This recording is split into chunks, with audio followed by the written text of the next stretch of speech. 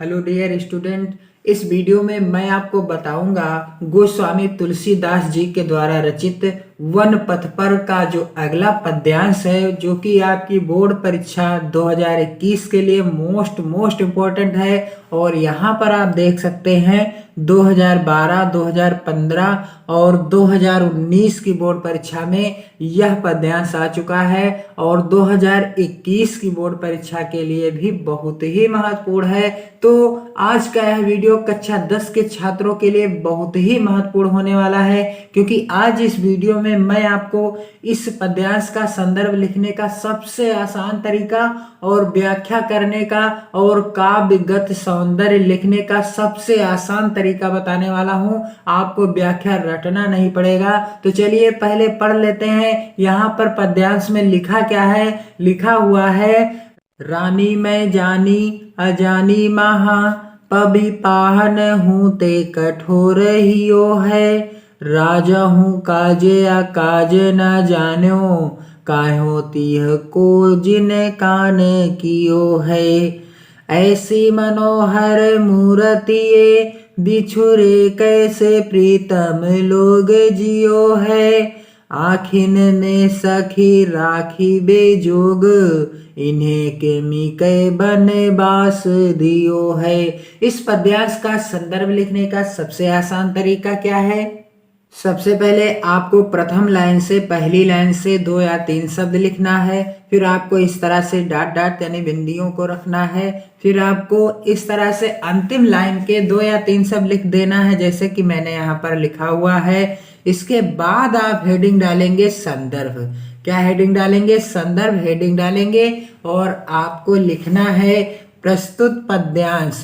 प्रस्तुत पद्यांश हमारी पाठ्य पुस्तक हिंदी, और हिंदी को आपको काले यानी ब्लैक पेन से लिख देना है के काव्य खंड, और इसे भी आपको काले यानी ब्लैक पेन से ही लिखना है। में संकलित वन पथ पर, क्या नाम है शीर्षक का? वन पथ पर शीर्षक कविता से अवतरित है और जिसके रचयिता कौन है? जिसके रचयिता हैं गोस्वामी तुलसीदास जी हैं। बिल्कुल सिंपल सा संदर्भ है। संदर्भ लिखने की विशेष कठिनाई आपको नहीं होगी और आप इसी तरह से इस पाठ के सभी संदर्भ को लिख सकते हैं। बस आपको वहां पर अगर वन पथ का है तो वन पथ पर, धनुष भंग का है तो धनुष भंग यहाँ पर लिख देना है। बाकी आपको संदर्भ सेम इसी तरह से लिखना है कि प्रस्तुत पद्यांश हमारी पाठ्य पुस्तक हिंदी के काव्य खंड में संकलित वन पथ पर शीर्षक कविता से अवतरित है और जिसके रचयिता गोस्वामी तुलसीदास जी हैं। और यहाँ पर आपको मैंने बताया था कि संदर्भ यदि आपका सही होता है तब आपको 1 नंबर मिलता है। संदर्भ का 1 नंबर मिलता है और व्याख्या के 4 नंबर मिलते हैं और काव्यगत सौंदर्य के कितने नंबर मिलते हैं?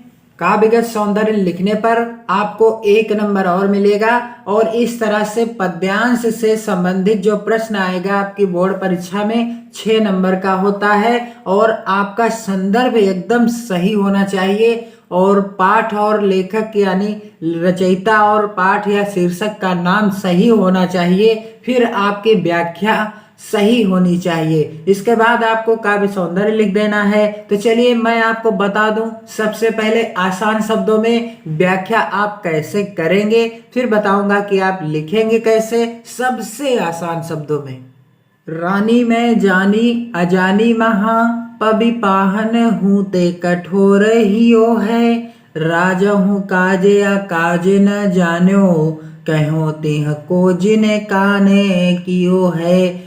जब राम लक्ष्मण और सीता वन गमन के लिए प्रस्थान करते हैं तो एक गांव की स्त्रियों ने जब देखा कि राम लक्ष्मण और सीता वन को जा रहे हैं तो वह क्या कहती हैं, आपस में क्या वार्तालाप करती हैं कि रानी मैं जानी अजानी महा, पविपाहन हूँ तो कठोर हियो है।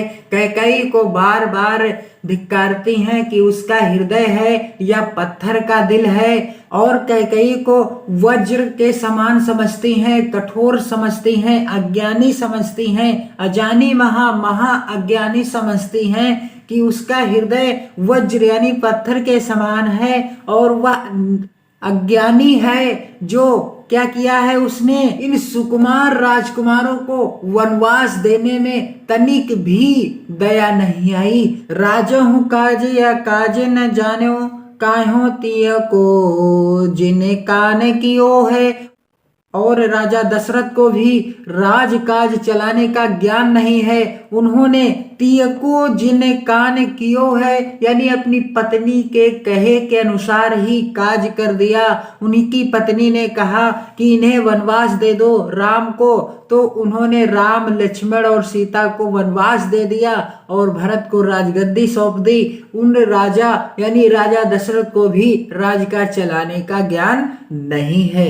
आगे क्या कहती हैं, ऐसी मनोहर मूर्तिये बिछुरे कैसे प्रीतम लोग जियो हैं। ये ऐसी मनोहर मूर्ति हैं, ऐसे इतने अच्छे इतने सुकोमल हैं कि इनके प्रीतम, इनके चाहने वाले, इनके माता पिता इनसे कैसे अलग हो सकते हैं। ऐसा हो ही नहीं सकता, यह असंभव है। आखिन में सखी राखी बेजोग, इन्हें कि में कह बनवास दियो है। ये तो तीनों आंखों में बसाने योग्य हैं और इन्हें किस लिए वनवास दिया गया है। वह बार बार आपस में बात करती हैं कि धिक्कारती हैं कैकई को और धिक्कारती हैं राजा दशरथ को कि ऐसी मनोहर मूरत को आंखों में बसाने योग्य था, इन्हें उन लोगों ने वनवास दे दिया। न उन्हें राज करने की तमीज है, न राजकाज चलाने की तमीज है। तो आप इसकी व्याख्या कैसे लिखेंगे? सबसे पहले आप लिखेंगे, रानी मैं जानी अजानी महा, पविपाहन हूँ तो कठोर हियो है। राजा हूँ काजे अकाजे न जानो, काहो तिह को जिने काने कियो है।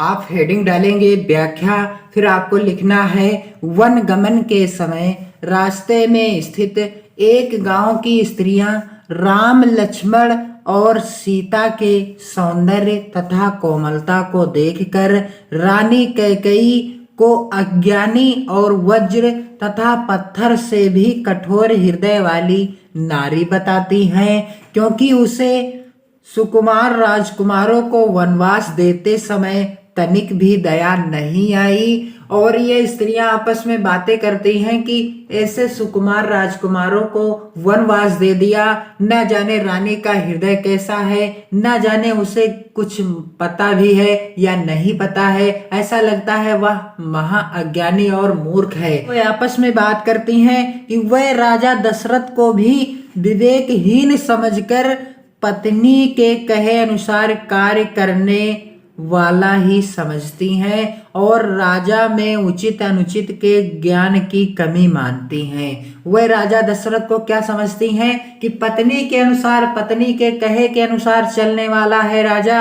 और उन्हें भी उचित और अनुचित का ज्ञान नहीं है, राजकाज चलाने की तमीज नहीं है, उन्हें अज्ञान है, राजकाज चलाना उन्हें नहीं पता है। वह अपनी पत्नी के कहे के अनुसार कार्य कर रहे हैं, उन्हें जरा भी ज्ञान नहीं है।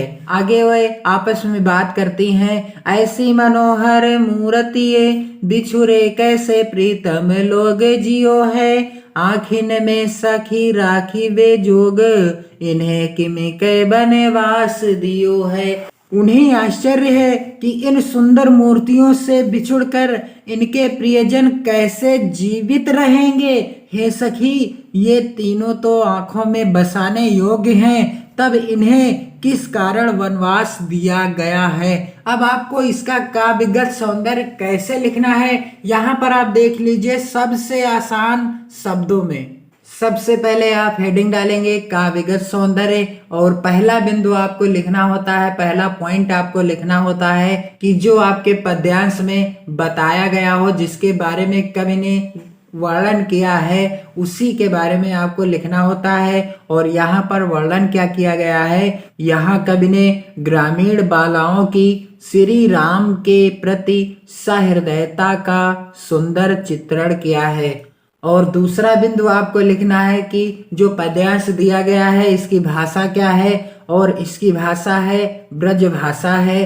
तीसरा बिंदु आपको लिखना है शैली, कौन सी शैली है, मुक्तक शैली है। और चौथा है छंद, छंद कौन सा है, सवैया छंद है। और पांचवा बिंदु है रस, इसमें रस कौन सा है, करुण एवं श्रृंगार रस है। कौन कौन सा है, करुण रस और श्रृंगार रस है। और अलंकार कौन सा है, अलंकार है अनुप्रास अलंकार। कौन सा अलंकार है, अनुप्रास अलंकार है। तो इस तरह से जब आप संदर्भ, व्याख्या और काव्यगत सौंदर्य लिखेंगे तब आपको आपकी बोर्ड परीक्षा में 6 नंबर मिलेंगे, और बिल्कुल पक्का मिलेंगे जब आप इसी तरह से लिखेंगे। तो अपनी मेहनत और लगन के साथ पढ़ते रहिए। वीडियो को अधिक से अधिक मित्रों में शेयर जरूर कीजिए, और अपना और अपने परिवार का विशेष ध्यान दीजिए। जय हिंद, वंदे मातरम।